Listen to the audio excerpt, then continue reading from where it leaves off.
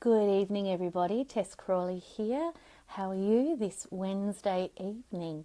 Today is day 12 of my 90-day vlog challenge, and I'm going to apologise in advance if there's a bit of throat clearing. I have a feeling I'm coming down with something, but we will cross that bridge when we come to it. If this is the first time you've seen one of my videos, I should tell you my name, of course, is Tess Crawley, and I'm the director of Dr. Tess Crawley and Associates Psychology. We have offices in Hobart and Launceston. I'm a clinical and forensic psychologist, and most of my videos so far have been around some of the clinical psychology roles that I and my team fulfill, and some of the areas that we work in the clinical psychology realm. Today I thought I would touch on some of the work that I do in the forensic psychology field.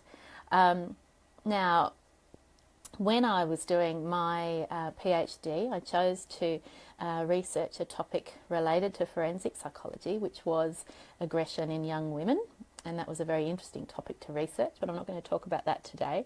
And when I was a student, a postgraduate psychology student, I did one of my placements out at Risdon Prison, and then when I first became a registered psychologist, my very first job as a psychologist was at Risdon Prison also.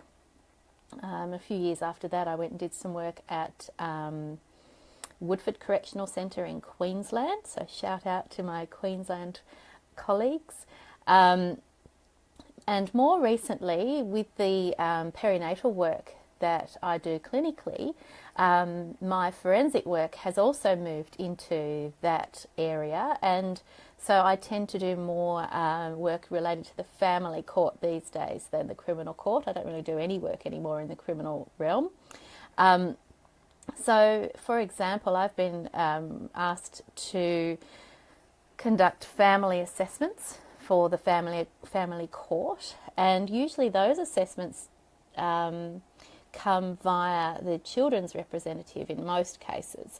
So what that means is that the court has allocated a lawyer to represent the children in a family court matter, and the children's lawyer has deemed it appropriate for the court to appoint a psychologist to assess the psychological functioning of the family and what might be in the best interest of the children moving forward. So in that role, I don't represent either. I'm not acting as a psychologist for either the mother or the father. I'm acting as a psychologist appointed by the court. So I'm what's called an expert, a single expert appointed by the court to help the court in their decision making. So when I'm in that role, pardon me, my task, as I see it, is to help the court understand what is in the best interests of the children and by extension the family as a whole. So it's very important to me that I'm seen by both parties, so by the mum and the dad, as someone who's not biased. I don't have a preference going into an assessment like that for the mother or the father. In fact, I operate on the assumption that all children have a right to a relationship with both parents, and I think that coming from that premise allows any psychologist in my role to make sure that they've got the children in mind as their first and foremost priority, and that they're not looking to push one side or the other. They're actually looking at what needs to be done to ensure that the children have the best outcome in terms of their relationship with each of their parents. Now, obviously, there are cases where that's not possible.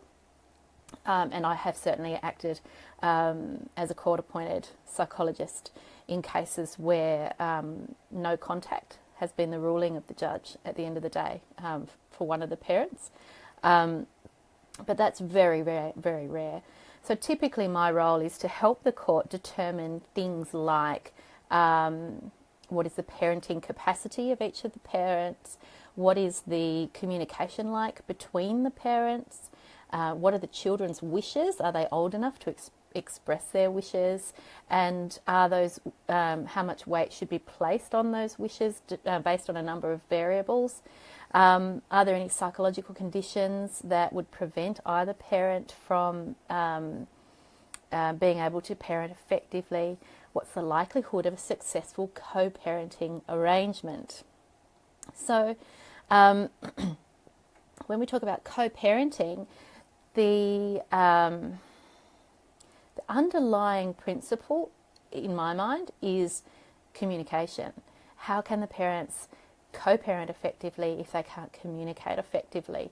And that's something that's really important.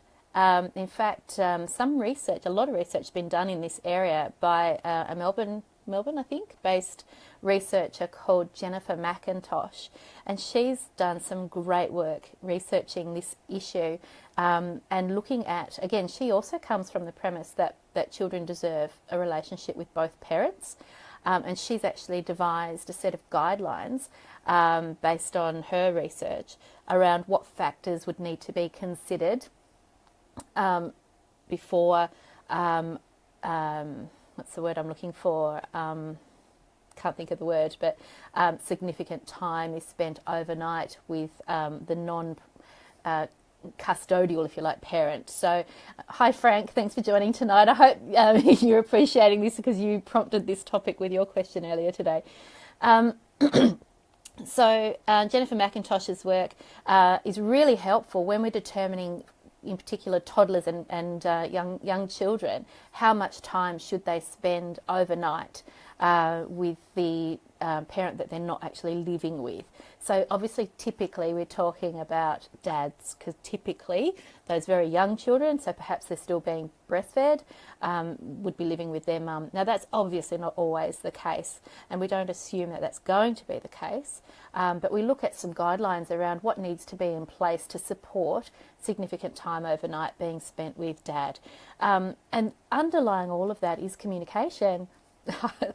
Frank says exactly, thank you. I'm very glad that it is helpful for you, Frank. So underpinning all of those guidelines is communication. Can the parents communicate effectively with one another? Is there a minimum or preferably no conflict between the parents? Does the child feel equally supported in the care of both parents, based on the fact that the parents are singing from the same song sheet? And that's understandably really hard to achieve. So sometimes the court will decide that overnight time is not appropriate for a toddler or a baby based on a number of variables. One of those being is the baby still being breastfed, and especially breastfed overnight. But another factor is how much positive communication can be expected between the parties, because that underpins the child's sense of safety transitioning from one home to the other. Because it is a big ask for little people to get used to the idea of tonight we're living with mummy's rules, tomorrow night we're living with daddy's rules, and there will be different rules across homes. In fact, today I was talking to a young woman about her experience of being co-parented, and that was very interesting to hear her perspective on what that was like in a 50-50 co-parent arrangement. And she had lots of positive things to say.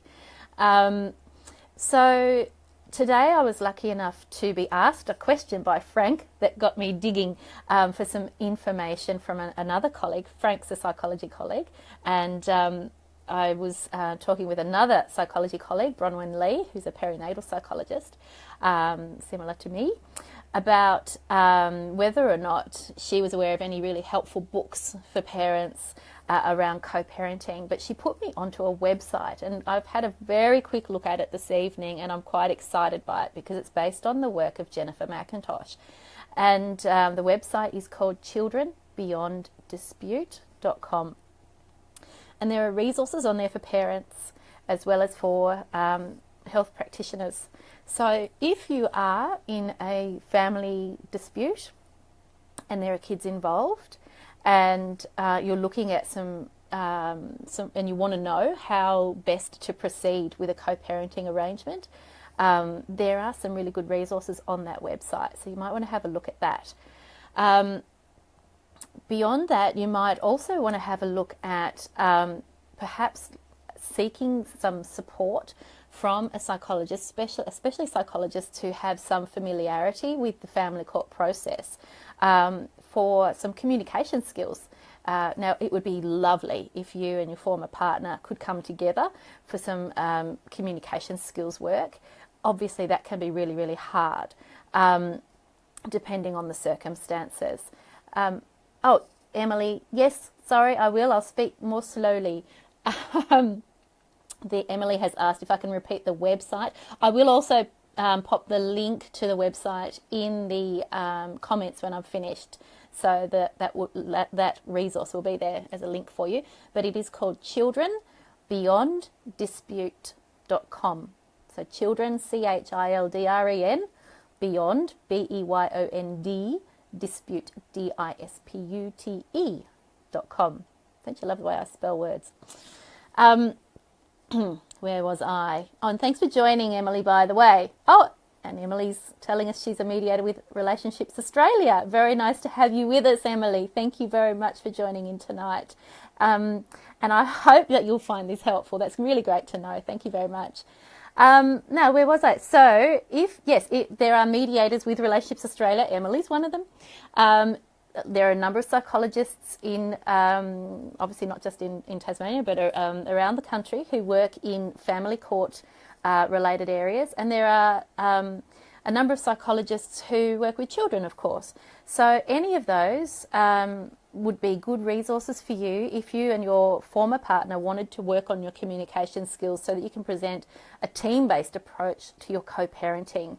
And I'll tell you what, if you can achieve turning up to a session together, even if it's just that first session, my hat's off to you, because I know how hard it is when parents separate. There are so many emotions involved. I find that at its worst, it is just so heartbreaking to see when parents cannot even be in the same room together for the sake of their children. So when parents work really, really hard to effectively co-parent, I can't express how impressed I get by that when I see it. So hats off to all of you parents who are striving for a positive co-parenting arrangement. And I do have some friends who I observe doing a great job in that area too. So I'm very proud of them. All right. Oh, hello. Michaela's with me too. Goodness me, we've got lots of visitors tonight. This is great. Thanks everyone for coming on board and joining in. I've lost my train of thought. See how distractible I can get when I'm tired. So I think the bottom line is communication. So when you're approaching a separation, I've actually said to a number of clients in the past, if you're on the verge of a separation and you know that that's the decision you've made, it is still beneficial to seek some relationships counselling, because quite simply, you will still have a relationship for the rest of your lives because you are both the parents of your children. So I've encouraged a lot of clients to seek out couples therapy so that they can work together to separate in a way that's effective and safe for each of them. My goodness, George is with us too. Now, I can tell you, George is in Paris. So I'm very, very impressed that you're here, Georgia. Thank you. So if you are separating, you're planning a separation, by all means, have some serious thinking around seeking out some relationships counselling, because that work that you do at that particular time helps you and your partner separate in as safe a way emotionally as you can. It also demonstrates great